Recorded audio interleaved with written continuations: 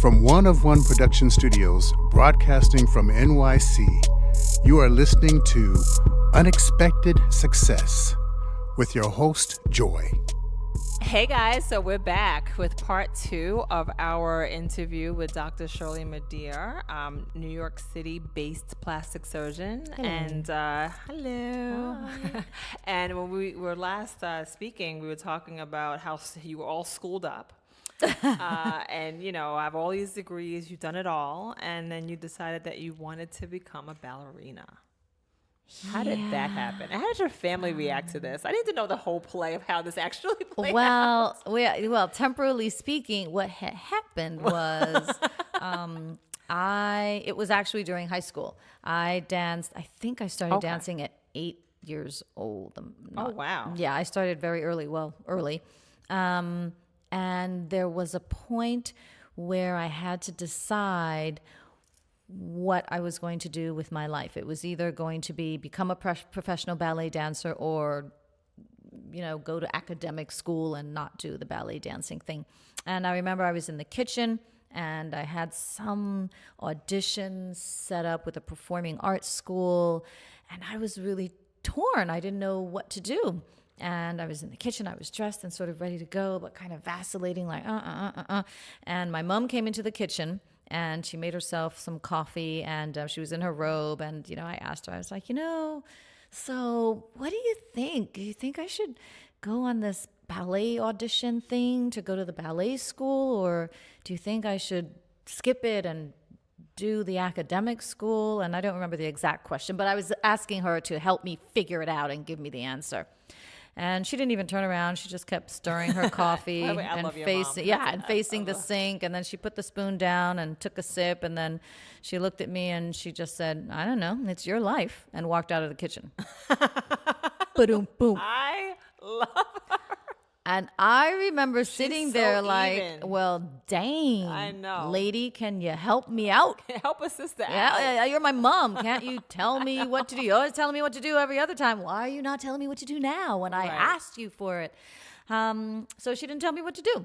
And I do remember feeling, you know, a little some kind of way about that then. Love you, Mom. Yeah, right. Love you, Mom. Love you. But in retrospect, I'm grateful she didn't tell me what to do, because I was a bit of a rebellious child. And had she told me what to do, I probably would have been like, nah, I'm not doing that. I'm doing the opposite. I'm doing the opposite, or the slanted thing, the off to the side thing, whatever. So in retrospect, I chose. I deliberated and I chose. And I chose to skip the audition, and I decided to pursue the academics.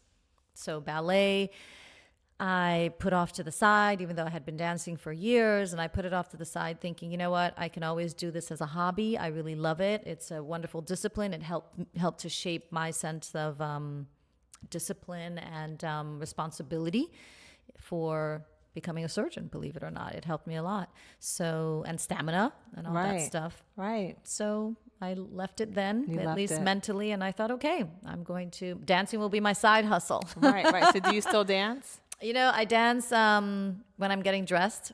Yeah. I dance when I go to parties. I don't dance professionally anymore. You don't? Sometimes I take a bar class, or I'll take a ballet class. Bar classes are really hard. What?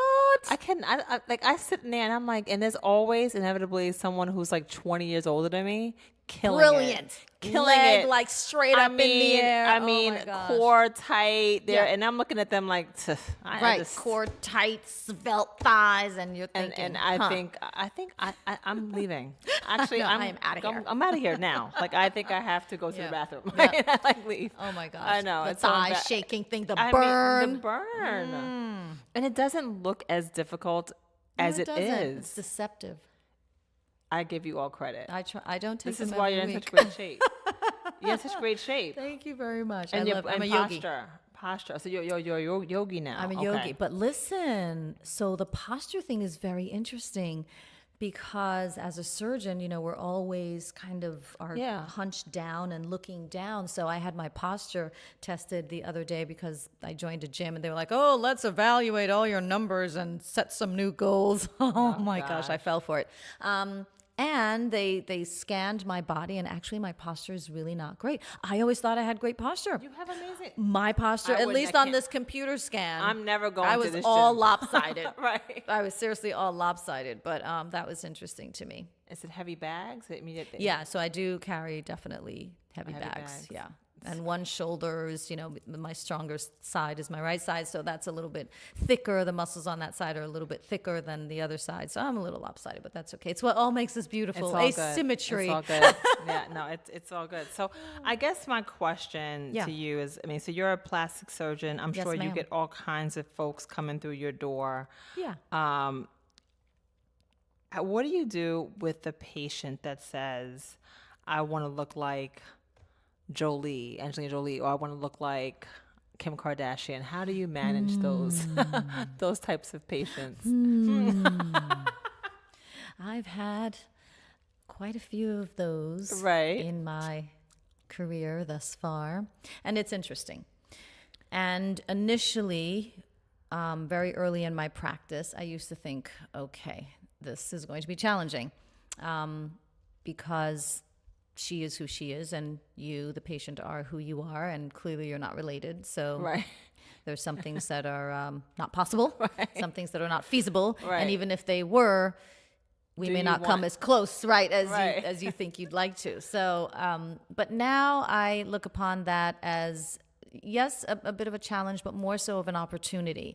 And for me, there's an opportunity to really dig deep with that person and ask them about their intentions and what is it exactly that they're not necessarily satisfied with, that they're looking to change. Right. And sometimes we arrive at a place where that thing that they'd like to change is not physical. And that thing that they'd like to change is perhaps psychological or emotional. Or that thing that they like to change physically really is trying to cover up some kind of emotional trauma or a wound that needs to heal, that my needle or my knife will do nothing to help. So I've had isn't that kind of in conflict, right? Because as you repair them psychologically, you are decreasing your invoice. Right. I mean, I just kind of think. In terms of like 'cause my if- return, yeah, my financial return on you it. have a business, right? So it's like, Yes. as you repair them, as you repair their mind and talk them off the ledge. Oh man. I mean, that conflict, right, of saying, well, I would love to help you, but maybe you should go see someone to deal with X, Y, Z. And I have done that. I have Right. referred out. But what if this person says, no, I want my nose to be like so-and-so's, and I want you to do it. Right, I mean, do right. you turn them away? Or do I you have say- turned people away, most definitely. And, to attempt to answer your question about is there a potential conflict about paying my bills Right. and running a business and being of service to the patient,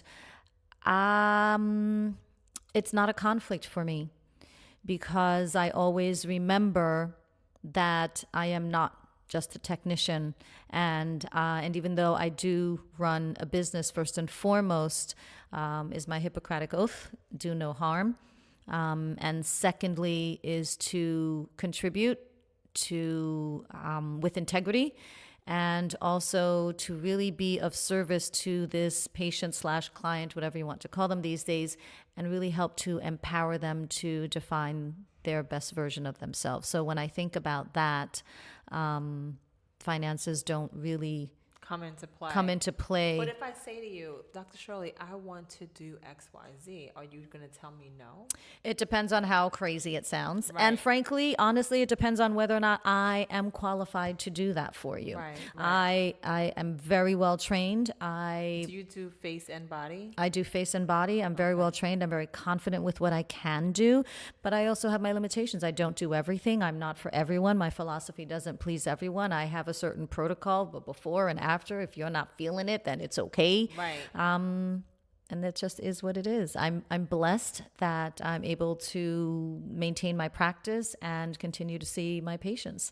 Right. And it doesn't mean I get to, fly around the world every month, all the time, but that's okay. That's not why I went into practice. Area of the body that you like to work on? Oh, I love face and body. I love noses because they're challenging. And I think they're transformative. I love to do facelifts because they really just help put a little bit more pep in your step. Right, of course. I love sculpting through liposuction because I think there's just so much you can do to help someone really put their best selves out there. And I feel really lucky to be able to do what I do. And it's just part of the equation. It's not everything. I mean, I guess you've seen how cyclical things are, I'm sure, in plastic surgery as they are in almost life. in life, Yeah. right? So what's big right now? Is it just like the lips and butts?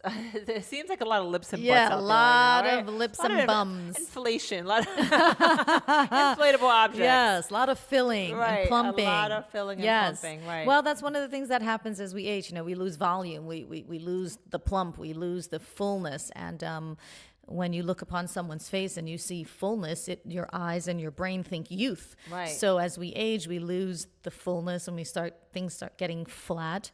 It's fascinating because I think that like as I've gotten older, like my face I had huge cheeks. Yeah. And I've kind of enjoyed watching them go away. But you don't want But them to not keep all my- going away. Right. Like you enjoy them, watching them get Yeah.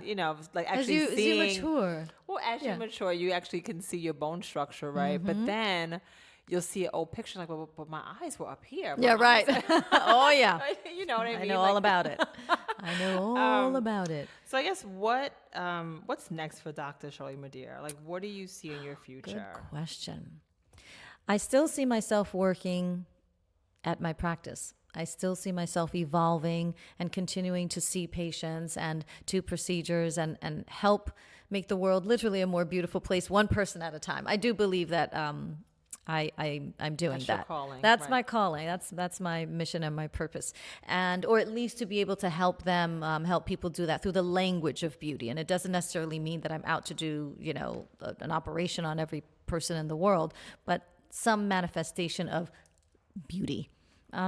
So for me, I definitely see myself continuing to work. I see myself expanding beyond my surgical training horizons and speaking more the language of wellness, because I do think it's all related. Anything that I do on one part of the body clearly affects and resonates a distant part of the body. I believe in holism, and it's part of my practice philosophy. So I see myself engaging more in the wellness world. I see a product line somewhere Right. along the road. I mean, I'm whatever not sure you're what. selling, whatever you're selling, I'm buying. Okay, I thank just want you to know whatever you're selling. Thank you. I want to be one of the I first people in appreciate line that. and be like, hey, Hey, I got it. people sleeping outside trying to get it. Right? Let's like speak at it. the Apple store. Yes, Oh, you got to man. speak it into existence, That's good. right? It's spoken out into Right. the universe. So I see that somewhere along the line, and to Okay. continue to teach and inspire. I guess what this. Hopefully, there's somebody out there listening and dreaming of what they're going to be and trying to say, do you think anyone's too old to go to medical school? Oh no. Did you No. have people in your class who Yes, were older? and- absolutely. I distinctly remember there were a couple of people in my class. So if I'm in medical school, I'm in my teens, early 20s, and they were definitely in their 40s, 50s. Wow. Yeah. So, audience, listen, it's never too late, right? Never too late to dream and to go, right, and to do it. I guess what advice would you give to an aspiring doctor or business person or, Keep dreaming keep dreaming? and take all the steps you need to do to help make that dream a reality. And like your mom said, never forget who you are. Never forget whom you are and what you're capable of. I love it. I love it. And I think on that note, we are going to wrap. It's a So thanks so much, guys, Thank for you tuning for in having to me. another episode, Dr. Shirley. It has been an absolute pleasure. And the honor is mine. And I hope to be online, standing outside overnight for your product in the near future. You will be one of the first people to know, I promise. So everyone, please tune in to Dr. Shirley's podcast, ForeverFAB. It will be launched on iTunes on January 16th. I believe will be launched by then. this episode will be on air by then. If not, then look it up. Forever Look for Fab. it. Look for it. It is a podcast Wait on for beauty, it. fashion, and wellness. And Dr. Shirley is dropping knowledge, and everyone needs to like hear it's it. hot. I know. And she's hilarious. Oh my God. And you see this person? She's gorgeous. She's like hard to look at. Thank you. Thank you. Anyway, until then, thanks for tuning in to another episode of I can never say my own name to my own show, but that one. And Unexpected success. yeah, thank you. You're welcome. And we can be reached on, we can be heard on iTunes, Spotify, YouTube, Podbean. And until then, Dr. Shirley, keep winning. Hashtag Whitney. Cheers. This podcast was brought to you by 23DB Productions, ID Productions, and One of One Productions. For more information, go to Facebook and Instagram, Unexpected Success with Joy.